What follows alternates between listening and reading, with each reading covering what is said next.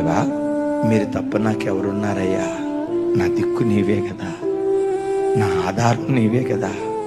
నీవున్నావని ధైర్యంతోనే కదయ్యా నేను బ్రతుకుతుంది. నువ్వు ముఖం చాటిస్తే నేను ఎట్లా బ్రతకగలనయ్యా?